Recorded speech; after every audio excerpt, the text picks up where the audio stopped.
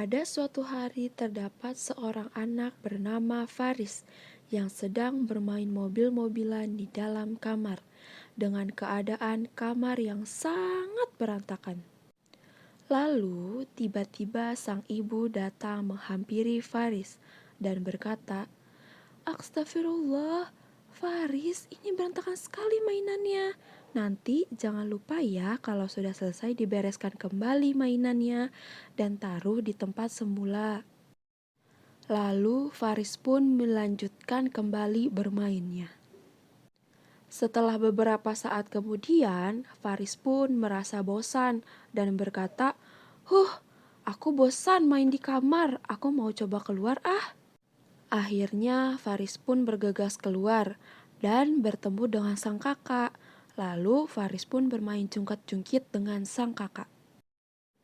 Kemudian, pada saat ibu ingin ke dapur dan melewati kamar Faris yang terbuka, ibu pun kaget karena Faris meninggalkan kamar dengan keadaan kamar yang masih berantakan dengan mainannya.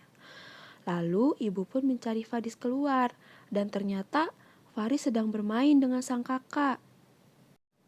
Lalu, ibu pun marah kepada Faris dan berkata, "Faris, kan ibu sudah bilang kalau selesai bermain jangan lupa dibereskan mainannya. Nah, itu kenapa belum dibereskan juga, sedangkan kamu malah bermain di luar bersama kakak?" Lalu Faris pun merasa bersalah dan akhirnya meminta maaf kepada sang ibu. "Iya ibu, Faris minta maaf ya ibu." "Baik, kalau begitu bereskan dulu ya mainannya," ucap sang ibu.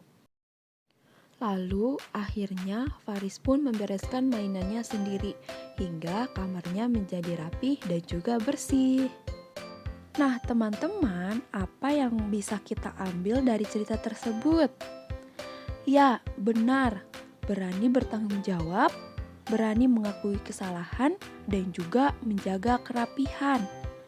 Kenapa demikian? Karena sesungguhnya setiap manusia harus bertanggung jawab atas apa yang sudah dilakukan. Contohnya seperti pada cerita yang tadi, kita harus bertanggung jawab atas mainan yang sudah kita mainkan dengan cara membereskannya kembali ketika sudah selesai digunakan agar terciptanya suasana yang rapih di rumah.